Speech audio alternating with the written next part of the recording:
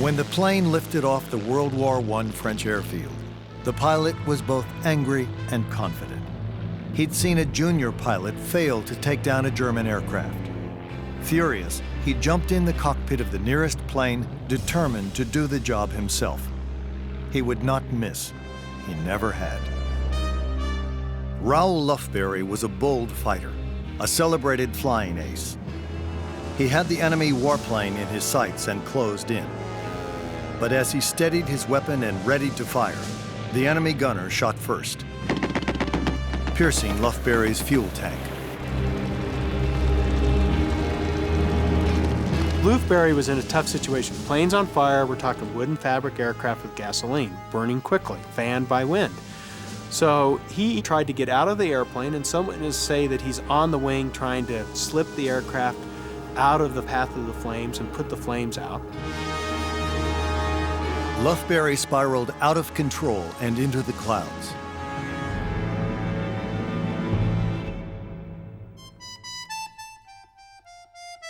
In a war that claimed millions of lives, most who served in the military fought because they had no choice. But Raoul Lufbery was different. He didn't have to be there. He was an American. Lufbery and a small group of other American adventurers volunteered for World War I long before their country joined. They were known as the Lafayette Escadrille. These young men, in some respects, were idealists, primarily from very fine backgrounds, well-educated. They were lawyers, authors, heirs to banking and railroad fortunes, Ivy League graduates, friends of royalty, sons of privilege. All they wanted was a chance to fly. The Lafayette Escadrille will probably be remembered as the men who couldn't wait, men who could have avoided the war but insisted on getting involved. The young pilots came to the war with romantic ideas of adventure and heroism. They had no idea what they were in for.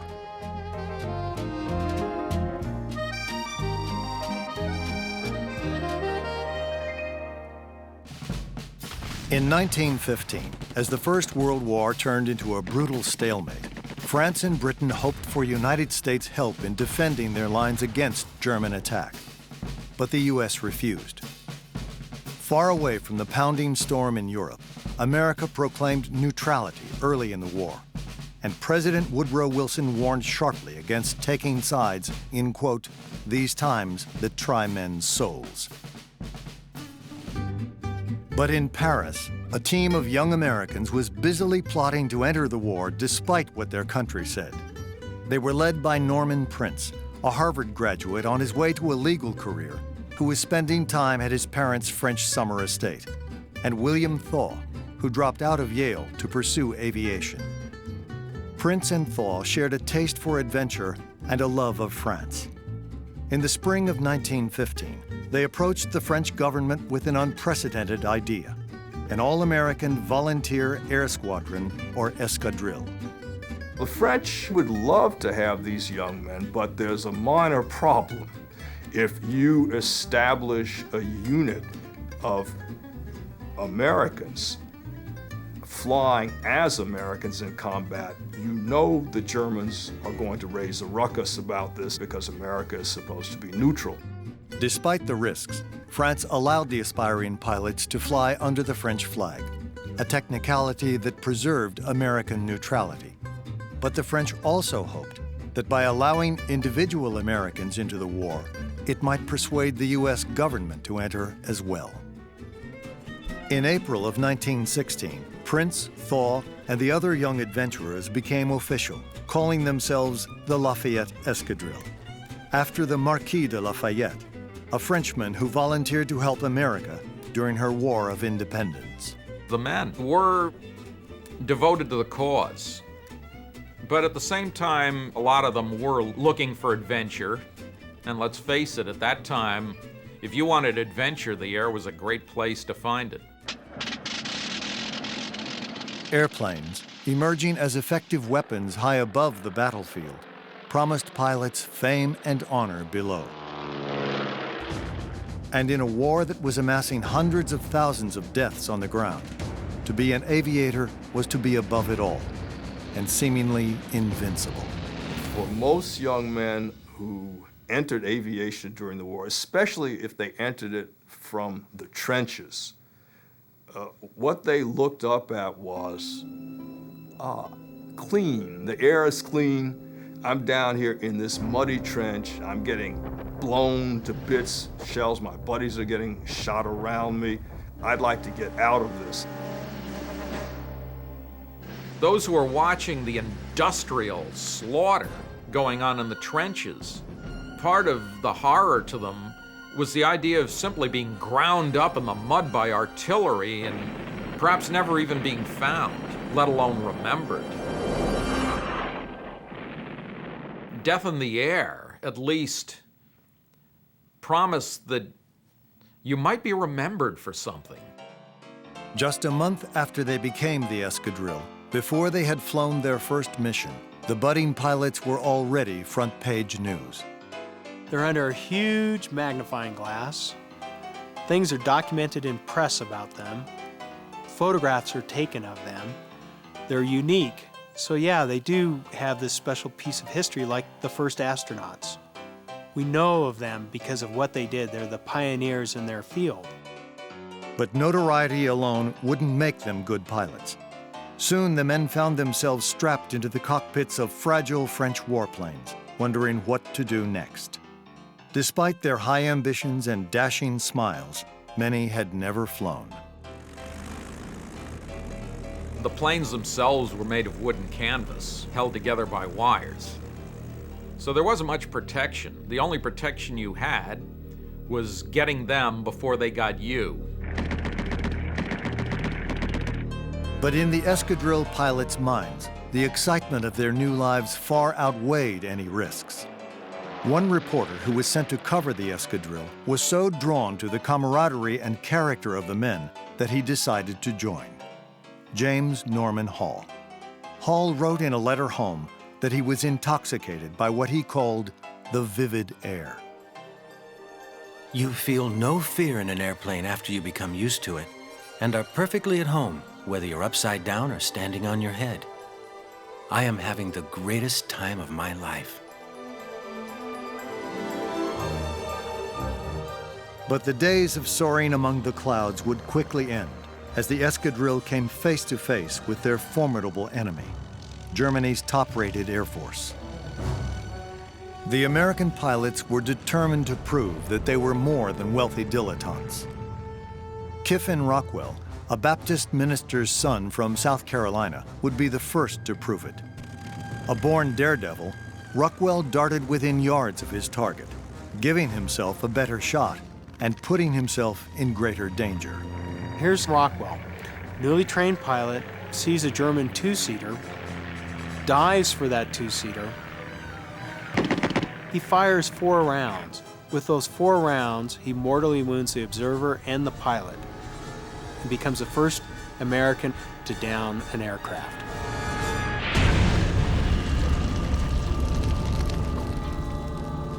That night, Rockwell and his comrades celebrated their victory with a rare bottle of bourbon. Giddy with excitement and spiced by the alcohol, the men resolved to toast with the bottle every time they made a kill. From then on, it became known as the Bottle of Death, and was often accompanied by their favorite drinking song. The young aviator lay dying, and as 'neath the wreckage he lay, to the mechanics assembled around him, these last parting words he did say: take the cylinders out of my kidneys, the connecting rods out of my brain, from the small of my back at the crankshaft, and assemble the engine. I don't think the grim nature of what developed in the air war really hit them until it had been at the front for a while and the combat began to take a toll.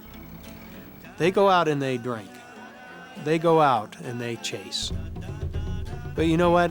They don't know that they're going to be around tomorrow. And so they're living life to the fullest. But after 3 months of war, with 5 confirmed kills and no combat losses, the men believed, if not cheating death, they were at least outrunning it. They continued to celebrate their victories with their favorite drink, and the 2 camp mascots named after it, lion cubs named Whiskey and Soda. The men themselves were such individual characters. Their personalities attracted attention, and their exploits attracted attention. It was just a unit that couldn't help but do so. And from the standpoint of the French, who rather wanted the United States to enter, it was a propaganda coup. With the growing publicity came more volunteers, and the fraternity grew to 38 members, one of whom was Christopher Ford, an orphan from New York City's Lower East Side. Ford grew up with far less pedigree than his comrades, but greater stamina. My father came from a very, very poor family. In fact, he was orphaned at age 3. He lived on the east side of New York in a tenement, really. He was alone among them who did not have a big education or any financial standing. And because he felt somewhat inferior, he volunteered for extra missions, and he just really went out of his way to prove himself. But off the battlefield, Ford, like his comrades, basked in his newfound stardom. He was young and unattached, and women loved him. In fact, my mother was a Red Cross nurse, an American who was serving with the French in the hospital near the front. And she met my father when he came there for treatment of various injuries. This is how their courtship started. As their numbers continued to grow, the new American recruits fanned out to help France's Air Force. Among their new members was Eugene Bullard, son of a slave from Columbus, Georgia. After witnessing his father nearly get lynched, Bullard had come to France to escape racism. When he joined the American Volunteer Force in 1916, Bullard became America's first black aviator. On the side of his aircraft, he had, in French, the words, "All blood runs red." In other words, everybody's the same. And he's just a man out there doing his job. The American pilots began flying hundreds of combat sorties every day, convinced that they could fight and win for France. But nothing could prepare them for the Battle of Verdun.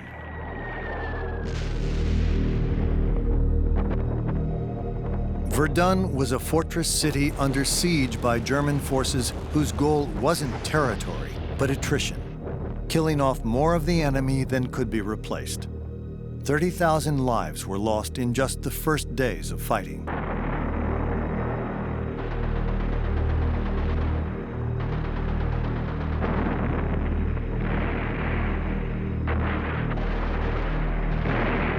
When the Germans decided to attack Verdun, they brought all of their attack aircraft to seize control of the air over Verdun. The French responded immediately by bringing all of their best fighter units to Verdun to beat the Germans back, and the Lafayette Escadrille is part of this aerial effort to gain aerial mastery over Verdun.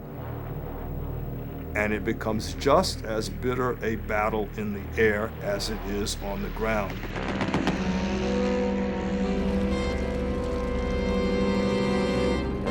Air battles, or dogfights, pitted pilot against pilot in a ruthless deathmatch, often lasting just seconds.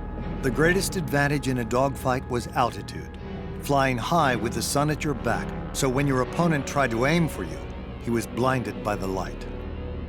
If it was fighter versus fighter and you get behind him, you've got an advantage.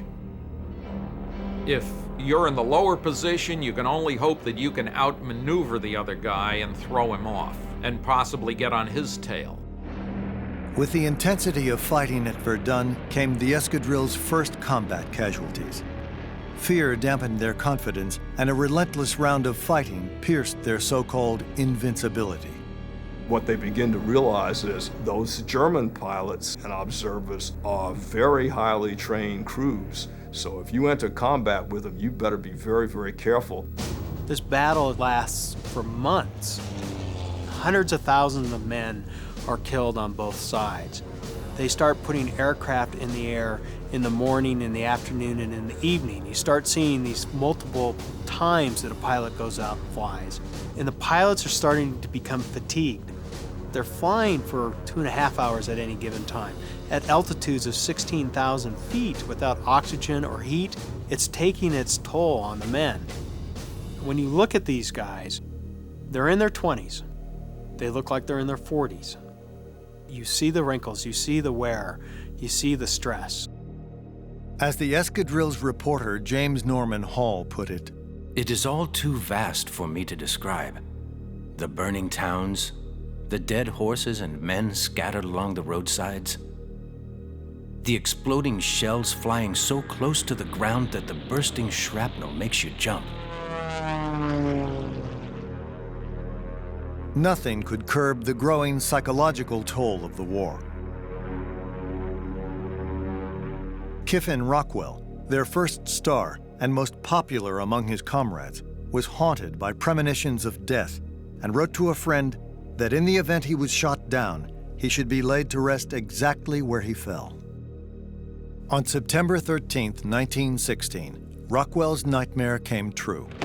He was shot in the chest and quickly lost control of his aircraft, plummeting to the ground and into a field of flowers, just 2 miles from where he had shot down his first enemy aircraft only months earlier. His loss caused members of the unit to feel as if the soul of the Escadrille had been lost. Then they realized this is a grim business. It's as grim as being in the trenches.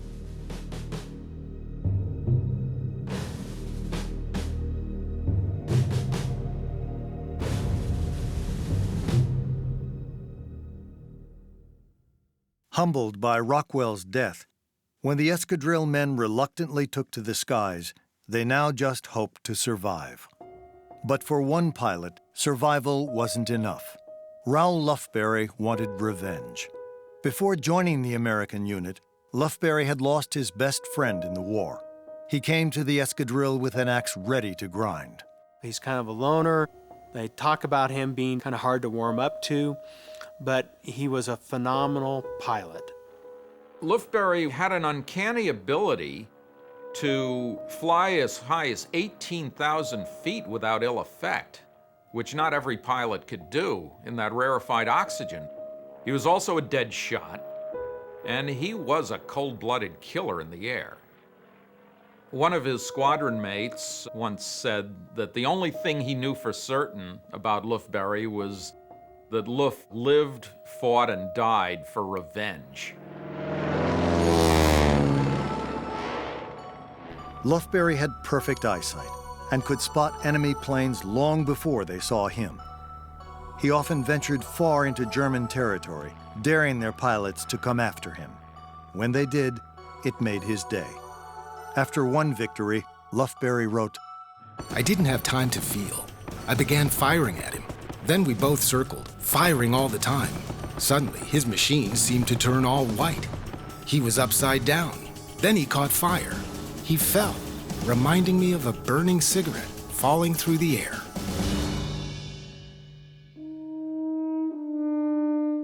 In just over a year with the unit, Lufberry scored 16 confirmed kills and an estimated 50 total, making him the greatest flying ace the Escadrille had. Meanwhile, Eugene Bullard, who had only 2 victories, vowed never to miss a combat mission. Admired for his bravery, Bullard survived one of the worst air battles when his plane was hit nearly 100 times. By 1917, the volunteers' combat experience had cost them a third of their original members, but the remaining men were among the best pilots in the war. To their fellow citizens back home in America, they were heroes and fed a growing interest in joining the fight. When it came to gaining popular sympathy with the American population, their role is incalculable. The interest they generated among Americans in general produced a lot of volunteers for the budding U.S. Army Air Service. In April of 1917, America declared war on Germany. The Lafayette pilots jumped in to help train the newly arrived recruits for battle.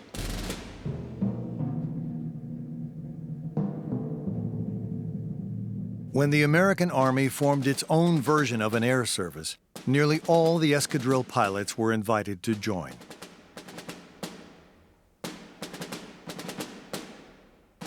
Eugene Bullard was not. Despite his combat record, Bullard was banned from the American Air Unit and was back facing the racism he thought he had left behind. The American Air Service said, we have all these standards, and you just don't meet them. They refused to take Bullard in the end because they were not allowing any African Americans in the U.S. Air Service.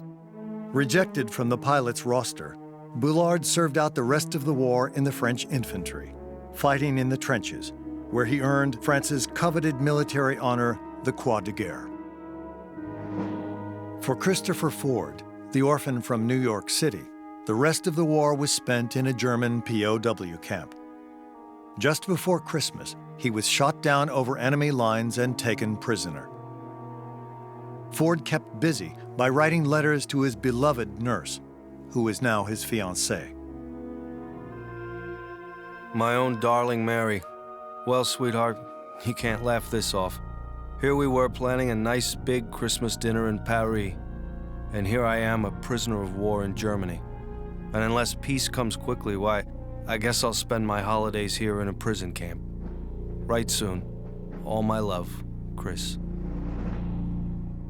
While Ford would remain a prisoner for the rest of the war, Raoul Lufberry was promoted to major and taken out of air combat in order to train others. But he refused to stay grounded. One spring morning, as his plane was being repaired, Lufberry spotted a German pilot buzzing overhead. Within seconds, he jumped in a borrowed plane and took off after him.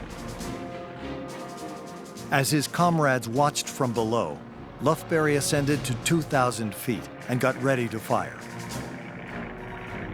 When the German beat him to the trigger and punctured Lufberry's fuel tank, his cockpit burst into flames and he began a seemingly endless spiral through the air, desperately trying to regain control. There's some evidence that he may have been trying to maneuver the plane to get to the ground, or even put out the flames with a dive. We'll never know. What we do know is that he either jumped or fell out of his plane. In any case, he fell on a picket fence and died in the arms of a peasant woman. By the time the squadron came for him, the local French had covered his body in flowers.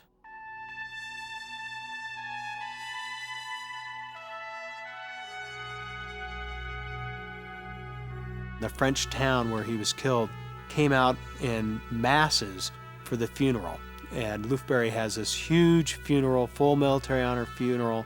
Both French and American armies are there. The escadrille pilots would fly just another 6 months before the First World War ended with an Allied victory on November the 11th, 1918. The young men who entered the war as wide-eyed volunteers eager for a taste of adventure and lived to tell about it were all grown up. Soon their heroic story faded into myth and memory, and the pilots were all but forgotten. But in 1960, French President Charles de Gaulle made a state visit to the U.S. The one American he most wanted to meet was the man who had risked his life for France, both in the air and in the trenches, Eugene Bullard. A hero in France, Bullard had returned to America an unknown and was now working as an elevator operator at New York City's Rockefeller Center. Here is Eugene Bullard speaking French, talking with de Gaulle. De Gaulle kissed him on the cheeks and thanked him for his service for France. It was something of a shock. Bullard's meeting with de Gaulle brought to mind once again the men of the Lafayette Escadrille. A year later, Bullard died. His fellow pilots petitioned to have Bullard's name added back into their official roster, where it remains today. The Lafayette Escadrille were a band of brothers who fought together for a cause they believed in even before their country took it up. They are the romantic heroes of the First World War. Only the bravest fly in the air, and here's one of our boys doing this.